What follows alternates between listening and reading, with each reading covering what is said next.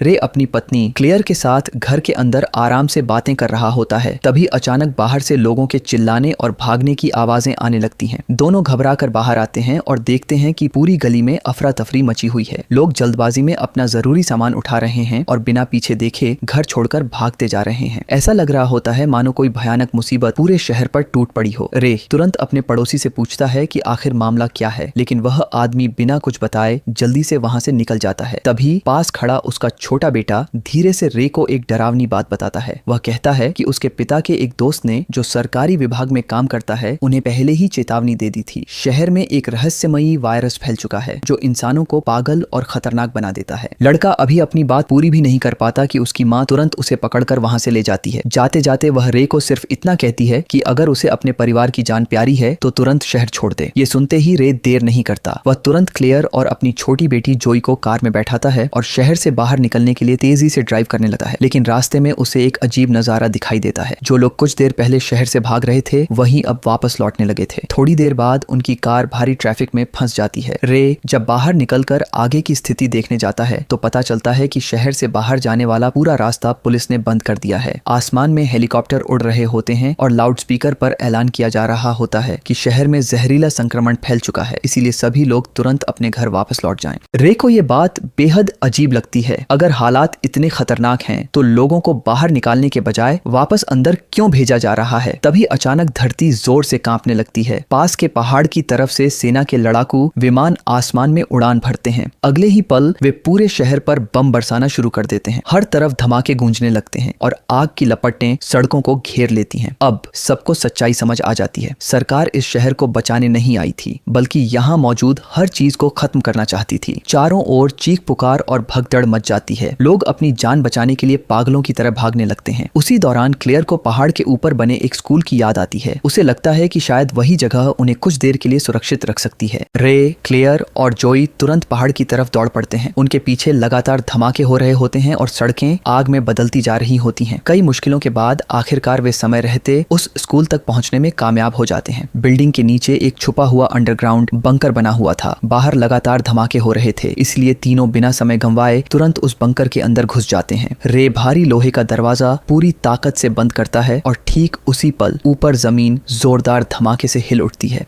बाहर की दुनिया से उनका कोई संपर्क नहीं बचा था। अब उनके पास सिर्फ एक ही रास्ता था, इस बंकर में छिपकर जितने दिन हो सके जिंदा रहना। किस्मत से बंकर के अंदर कुछ पुराने डिब्बाबंद खाने का सामान और जरूरी चीजें रखी हुई थीं। दरवाजा बंद करते वक्त क्लेयर का हाथ बुरी तरह जख्मी हो गया था। उसे और रे दोनों को डर था कि कहीं ये रहस्यमयी वायरस उनके शरीर तक तो नहीं पहुंच चुका। लेकिन इस समय सबसे जरूरी चीज थी खुद को सुरक्षित रखना। उसी दिन वे तय कर लेते हैं कि अब चाहे जो हो जाए वे इसी बंकर में छिपे रहेंगे। समय बिताने के लिए जोई अक्सर उस छोटे से पेरिस्कोप के पास चली जाती है जिसे उसकी माँ ने बाहर देखने के लिए बनाया था। वहां से बाहर झांकने पर उसे सिर्फ तबाही दिखाई देती है। जंगल जल चुके थे, जमीन सूनी पड़ी थी और दूर दूर तक किसी इंसान का नामो निशान नहीं था। धीरे धीरे उसके मन में एक डरावना ख्याल जन्म लेने लगता है, शायद अब इस दुनिया में वही लोग आखिरी इंसान बचे हैं। क्लेयर उसे समझाने की कोशिश करती है, हो सकता है बाकी लोग भी कहीं छिपे हुए हों ठीक उनकी तरह। उस रात जब तीनों खाने के लिए बैठते हैं तभी उन्हें कुछ अजीब महसूस होता है। उनका राशन अब लगभग खत्म होने वाला था, इसलिए हर एक डिब्बा उनके लिए बेहद कीमती था। लेकिन जैसे ही जोई एक कैन खोलती है वह अंदर से पूरी तरह खाली निकलता है। पहले तो उन्हें लगता है कि शायद खाना खराब हो चुका होगा, लेकिन फिर क्लेयर उस डिब्बे को ध्यान से देखती है और पीछे एक छोटा सा छेद नजर आता है। उसे शक होता है, इसलिए वह बाकी डिब्बे भी चेक करने लगती है। ऐसे ही छेद वाले कुल 12 डिब्बे पहले से खाली पड़े थे। अब साफ था, कोई चीज चुपके से उनके बंकर में घुस रही थी और उनका खाना खा रही थी। क्लेयर की नजर वेंटिलेशन वाली जाली पर पड़ती है और उसे अंदाजा हो जाता है कि शायद ये किसी चूहे का काम है। वही चूहा फिर से उनके खाने के डिब्बे को कुतर रहा था। रे बिना देर किए एक चाकू उठाता है और चूहे की तरफ बढ़ता है। रे जैसे ही हमला करता है चूहा फुर्ती से बच निकलता है और पूरे कमरे में इधर उधर भागने लगता है। उसी दौरान क्लेयर आगे झपटती है और आखिरकार उस चूहे को मार देती है। एक पल के लिए तीनों राहत की सांस लेते हैं, लेकिन तभी उनकी नजर नीचे गिर चुकी लालटेन पर जाती है। कमरे में आग लग चुकी थी। रे तुरंत लालटेन उठाने दौड़ता है, लेकिन उसका धातु का हिस्सा इतना गर्म हो चुका था कि उसका हाथ बुरी तरह जल जाता है। तभी लालटेन का शीशा टूट जाता है और आग और तेजी से फैलने लगती है। क्लेयर तुरंत पर्दा खींचकर आग को ढकने की कोशिश करती है, जबकि रे अपने पीने के लिए बचाकर रखा कीमती पानी आग पर फेंकने लगता है। काफी देर की घबराहट और मेहनत के बाद वे किसी तरह आग बुझाने में कामयाब हो जाते हैं। पूरा बंकर अब धुएं से भर चुका था और वही धुआं धीरे धीरे वेंटिलेशन की जाली से बाहर जमीन के ऊपर निकल रहा था। अगर बाहर कोई जिंदा इंसान मौजूद हुआ तो यह धुआं उनकी छिपी हुई जगह का राज खोल सकता था। उस रात तीनों में से कोई नहीं सोता। वे चुपचाप बैठे रहते हैं, हर छोटी आवाज सुनते हुए, इस डर में कि कहीं किसी ने धुआं देख तो नहीं लिया। सुबह होते ही रे और क्लेयर सावधानी से पेरिस्कोप से बाहर झांकते हैं, लेकिन जो नजारा उन्हें दिखाई देता है वह उनके डर को और बढ़ा देता है। आसमान में अभी भी हल्का धुआं तैर रहा था। क्लेयर अचानक एक जरूरी बात समझ जाती है। अगर धुआं वेंटिलेशन से बाहर निकला है तो उसकी राख भी बंकर के आसपास जरूर जमा हुई होगी, और अगर कोई वहां से गुजरा तो उसे तुरंत शक हो सकता है कि नीचे कोई छिपा हुआ है। काफी सोचने के बाद रे और क्लेयर एक फैसला लेते हैं। उनके पास कोई दूसरा रास्ता नहीं बचा था। उन्हें खुद बाहर जाकर बंकर के आसपास की राख हटानी पड़ेगी। बाहर निकलने से पहले रे जोई के सामने घुटनों के बल बैठता है और उससे एक वादा करवाता है, चाहे बाहर कुछ भी हो जाए, चाहे उसे कैसी भी आवाजें सुनाई दें, वह किसी भी हालत में बंकर से बाहर नहीं आएगी। इसके बाद रे और क्लेयर धीरे धीरे दरवाजे पर लिपटी लोहे की चेन हटाते हैं और सावधानी से बंकर का दरवाजा खोलते हैं। बाहर कुछ पल तक ध्यान से सुनने के बाद वे लगभग 1 साल बाद पहली बार जमीन के ऊपर कदम रखते हैं। अंदर बैठी जोई बेचैनी से उनके लौटने का इंतजार करने लगती है। कुछ देर बाद वह स्टूल पर चढ़कर पेरिस्कोप से बाहर झांकती है। उसे उसके माता पिता दिखाई देते हैं जो बंकर के निशान छिपाने की कोशिश कर रहे होते हैं, लेकिन तभी उसकी नजर दूर जंगल की तरफ जाती है और वहां उसे एक काली परछाई तेजी से उनकी तरफ बढ़ती दिखाई देती है। घबराकर जोई जोर जोर से चिल्लाने लगती है। वह अपने पिता को पीछे देखने के लिए पुकारती है, लेकिन दूरी इतनी ज्यादा होती है कि उसकी आवाज उन तक पहुंच ही नहीं पाती। वह तुरंत सीढ़ी चढ़कर खुद बंकर से बाहर निकल आती है, लेकिन बाहर पहुंचते ही वह घबरा जाती है क्योंकि उसके माता पिता वहां कहीं दिखाई नहीं देते। घबराहट में वह बार बार मॉम, डैड चिल्लाने लगती है। तभी अचानक पीछे से कोई उसका मुंह दबा देता है, लेकिन अगले ही पल उसे पता चलता है कि वो उसकी माँ क्लेयर है। कुछ सेकंड बाद तेज रफ्तार से हिरणों का एक झुंड उनके सामने से भागता हुआ निकल जाता है। वे इतने डरे हुए होते हैं जैसे किसी खतरनाक चीज से जान बचाकर भाग रहे हों, लेकिन अब क्लेयर का डर और बढ़ चुका था। जानवर यूं पागलों की तरह तभी भागते हैं जब आसपास कोई बड़ा खतरा हो। बिना देर किए तीनों तेजी से वापस बंकर की तरफ दौड़ते हैं और अंदर घुस जाते हैं। अंदर आते ही रे तुरंत दरवाजा बंद करता है और लोहे की भारी चेन कस कर लपेट देता है, और तभी उन्हें ऊपर से हल्की कदमों की आवाज सुनाई देती है। ऐसा लग रहा था जैसे कोई बंकर के ठीक ऊपर चल रहा हो। कई मिनटों तक वह चीज ऊपर इधर उधर घूमती रहती है, मानो आसपास कुछ ढूंढ रही हो। डर के मारे तीनों धीरे धीरे दरवाजे से दूर हटते हैं और बिना आवाज किए बंकर के अंदर की तरफ चले जाते हैं। शायद अभी तक ऊपर मौजूद उस चीज को यह पता नहीं चला था कि नीचे कोई जिंदा इंसान छिपा हुआ है। डर के मारे जोई रोने लगती है। क्लेयर तुरंत उसे चुप कराने की कोशिश करती है और धीमी आवाज में कहती है कि अगर उनकी आवाज बाहर तक पहुंच गई तो सब खत्म हो जाएगा। उसके हाथ में पकड़ी गुड़िया की डोरी दीवार से निकले एक ढीले स्क्रू में फंस जाती है। धीरे धीरे वह स्क्रू बाहर निकलने लगता है। रे और क्लेयर की सांसें अटक जाती हैं क्योंकि उस डोरी का सीधा कनेक्शन गुड़िया के अंदर लगे वॉइस स्विच से था। अगर डोरी खींच गई तो गुड़िया आवाज करने लगेगी।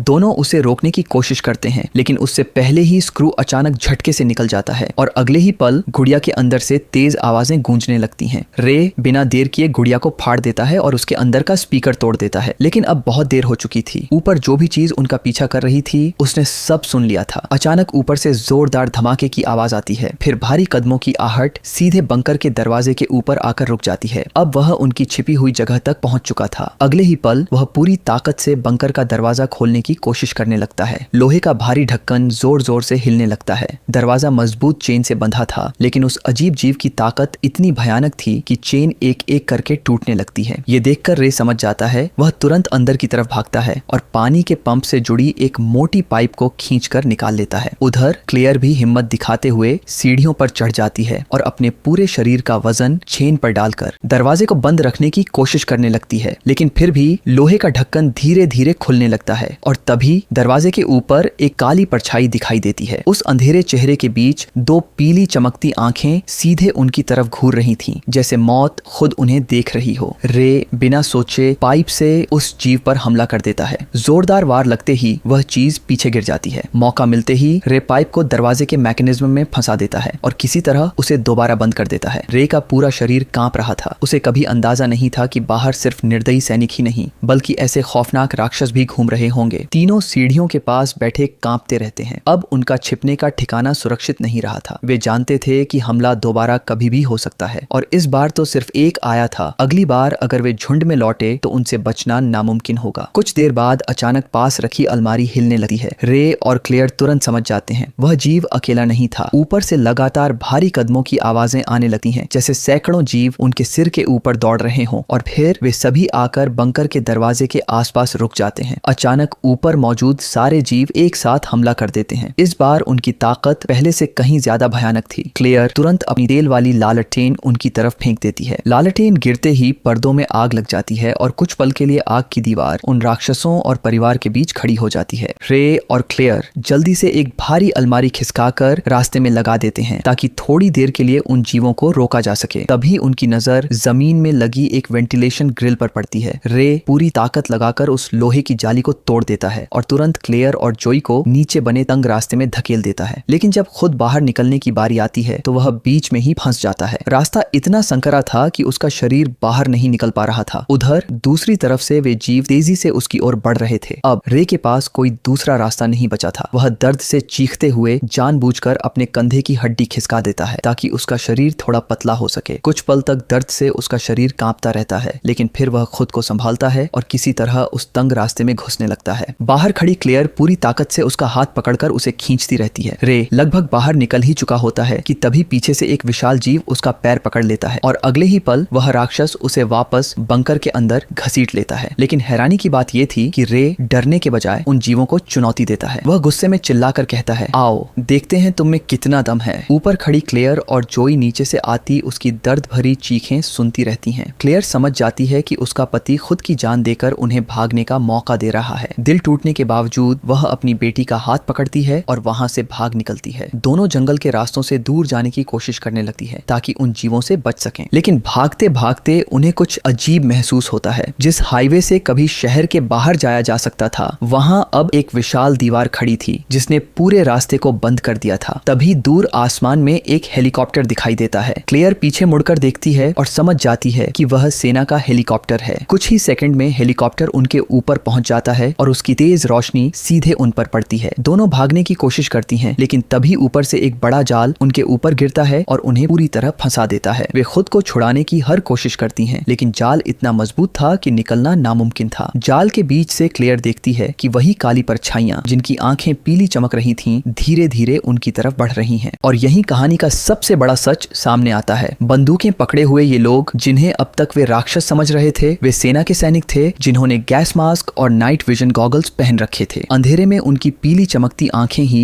उन्हें किसी डरावने जीव जैसा बना रही थीं। अगर ये सैनिक इंसान हैं, तो फिर वे इन लोगों को मारना क्यों चाहते हैं? अब क्लेयर और जोई पूरी तरह सेना के कब्जे में थीं। सैनिक दोनों को पकड़कर उनके गले में एक इंजेक्शन लगाते हैं और उनके खून की जांच की जाती है। कुछ ही देर बाद रिपोर्ट सामने आती है। दोनों उस जहरीले वायरस से संक्रमित थीं, यानी सरकार की नजर में अब वे इंसान नहीं बल्कि पूरी धरती के लिए खतरा थीं और ऐसे लोगों को खत्म करना ही सेना का मिशन था। इसलिए उन्होंने एक खौफनाक फैसला लिया, संक्रमित लोगों को जिंदा खत्म कर दो ताकि वायरस दुनिया में आगे न फैल सके। क्लेयर रोते हुए सैनिकों से अपनी बेटी को छोड़ देने की भीख मांगती है, लेकिन जब उसे एहसास होता है कि वे लोग जोई को भी नहीं छोड़ने वाले, तब उसके अंदर कुछ बदलने लगता है। उसके चेहरे पर काले निशान उभरने लगते हैं और उसका गुस्सा धीरे धीरे बेकाबू होने लगता है। लेकिन इससे पहले कि वह कुछ कर पाती, अचानक एक सैनिक की गर्दन फट जाती है और चारों तरफ खून फैल जाता है। और तभी वहां कोई लौटता है। रे असल में रे बंकर में मरा नहीं था। वहां उसके अंदर मौजूद वायरस पूरी तरह जाग चुका था। उसने अपना नियंत्रण खो दिया और बंकर के अंदर मौजूद सैनिकों को बेरहमी से मार डाला। उसके चेहरे पर काले निशान फैल चुके थे, आंखें गुस्से से लाल हो गई थीं और उसकी ताकत पहले से कई गुना बढ़ चुकी थी। वह पागलों की तरह सैनिकों पर टूट पड़ता है और एक एक करके उन्हें मारने लगता है, लेकिन आखिरकार गोलियों की बौछार उसे रोक देती है। कई गोलियां लगने के बाद वह जमीन पर गिर पड़ता है। उधर जब सैनिक दोबारा क्लेयर और जोई की तरफ बढ़ते हैं, तब तक दोनों जाल से निकलकर कर वहां से भाग चुकी होती हैं। सैनिक पूरे इलाके में उन्हें ढूंढना शुरू कर देते हैं, लेकिन उन्हें इस बात का अंदाजा भी नहीं होता कि अब क्लेयर भी बदल चुकी है। वह जोई को एक कार के अंदर छिपा देती है और खुद अकेले सैनिकों का सामना करने निकल पड़ती है। कुछ ही देर में वह कई सैनिकों को मार गिराती है, लेकिन लगातार चल रही गोलियों के बीच आखिरकार वह भी घायल होकर जोई के सामने गिर जाती है। अंधेरे में छिपी उसकी छोटी बेटी ये सब अपनी आंखों से देख रही होती है। अपने माता पिता की हालत देखकर अब जोई भी खुद पर काबू खोने लगती है। उसके अंदर का गुस्सा अचानक फूट पड़ता है। एक ही छलांग में वह एक सैनिक को जमीन पर गिरा देती है और उसका मास्क तोड़ देती है। जोई उसे मारने ही वाली होती है कि तभी क्लेयर समय रहते उसे रोक लेती है। वह नहीं चाहती थी कि उसकी बेटी भी पूरी तरह उसी राक्षसी रूप में बदल जाए। क्लेयर किसी तरह उसे शांत करने लगती है। धीरे धीरे जोई के शरीर की नसों पर उभरे काले निशान गायब होने लगते हैं और कुछ देर बाद वह फिर से सामान्य इंसान जैसी दिखाई देने लगती है। लेकिन उस सैनिक की किस्मत इतनी अच्छी नहीं थी। उसका सुरक्षा मास्क टूट चुका था और अब जहरीला वायरस धीरे धीरे उसके शरीर में फैलने लगा था। उधर रे की हालत अब बेहद गंभीर हो चुकी थी। वह मुश्किल से सांस ले पा रहा था। अपनी बेटी के चेहरे को देखते हुए वह आखिरी बार प्यार से अपनी 2 उंगलियां उसकी आंखों पर फेरता है, ठीक वैसे ही जैसे वह उसे हमेशा डर से दूर रखने के लिए किया करता था। और फिर रे हमेशा के लिए अपनी आंखें बंद कर देता है। उसी समय दूर से एक और हेलीकॉप्टर की आवाज सुनाई देती है। क्लेयर तुरंत जोई का हाथ पकड़ती है और वहां से भाग निकलती है। दोनों टूटी हुई गाड़ियों और मलबे के बीच से भागते हुए एक सुरंग के अंदर पहुंच जाती है। तभी अचानक उनके सामने रोशनी पड़ती है। वे घबराकर सामने देखती हैं और वहां वही छोटा लड़का खड़ा होता है जिसे कहानी की शुरुआत में देखा गया था। जोई और क्लेयर उसके पीछे पीछे चलने लगती हैं। वह लड़का उन्हें एक गुफा जैसी सुरंग के अंदर ले जाता है जहां उसके माता पिता समेत कई और लोग छिपे हुए होते हैं। असल में ये सभी लोग भी उसी वायरस से संक्रमित थे। जिंदा रहने के लिए वे लोग अंधेरे में छिपकर रहने को मजबूर थे। लेकिन अब असली सच सामने आता है। ये वायरस खतरनाक जरूर था, मगर उतना जानलेवा नहीं जितना सरकार समझ रही थी। असल खतरा तब पैदा होता था जब संक्रमित इंसान डर जाता या अपने गुस्से पर नियंत्रण खो देता। उसी समय वायरस उसके शरीर को पूरी तरह बदल देता था। लेकिन इन लोगों ने खुद को संभालना सीख लिया था। वे अपने डर और गुस्से को काबू में रखकर सामान्य जिंदगी जीने की कोशिश कर रहे थे। पूरी कहानी में वे सैनिक उन्हें राक्षस लग रहे थे, लेकिन असलियत में जिन लोगों को दानव समझा जा रहा था वे खुद इंसान ही थे। और इसी चौंकाने वाले सच के साथ कहानी खत्म हो जाती है।